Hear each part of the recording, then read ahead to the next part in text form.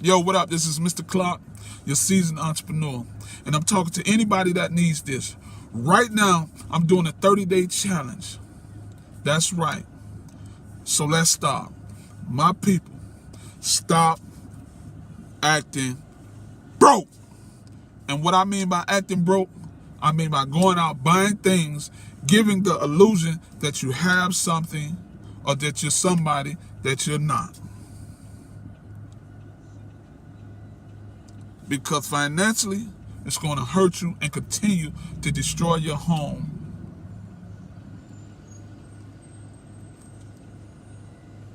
I have to keep it 100.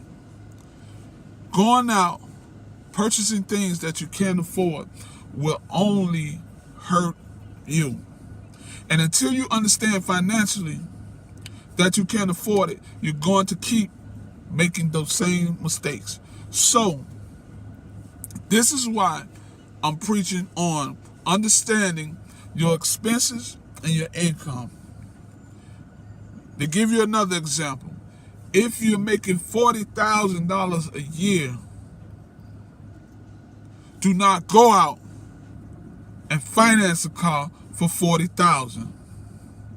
The smartest thing to do is to go buy a car cash. 10% of that $40,000, which means which means $4,000. But the reality, if you can get it for a better deal, say $3,000, buy it.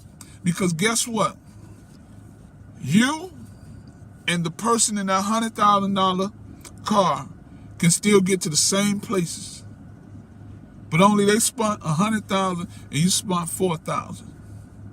Listen, you don't need that. What you need to be is secure financially.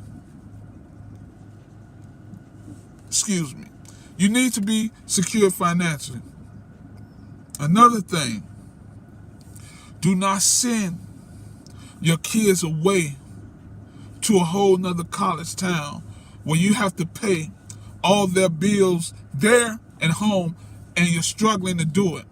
And you're going out to do things that you have no business doing in order to keep paying the bills there and here. If your child is intentional about an education, they can stay right home up under your roof and go right there to a community college and get their lessons if that's what they really own. That way, you don't be left with a $30, $40, $50, $60,000 debt and your child did not even complete college. This is crazy. We have to start understanding finances. We have to start understanding our money. Just because you made $10,000 this month doesn't mean you made $10,000 this month. Did you calculate how much you spent this month? Do you know you spent $12,000 and that means you're $2,000 still in the hole? And until you understand that, things are never going to change. So, that's why it's important to go out, get that little black book, and write down all your expenses. Keep all your receipts for all your charges so that way you can add it up each month. All your bills so you can add them up each month so you can get a total of how much you spend every month. And until you get an understanding, do not stop until you understand it. Because once you understand that you're spending $5,000 a month, but you're only making $4,000 a month, you're going to know that you're still in the hole $1,000 and you can't afford not a pair or a piece of paper. So until you get that, you're going to continue to struggle. I don't care how much overtime you put in. If you're spending the money faster than you're making it, It doesn't matter. You can do 2,000 hours of overtime to bring you in 10,000 a week. But if you're spending 15,000 a week, you're still going to be 5,000 in the hole, which adds up to $60,000 in debt at the end of the year. In debt at the end of the year. So until you get that in your head, you're going to continue to struggle.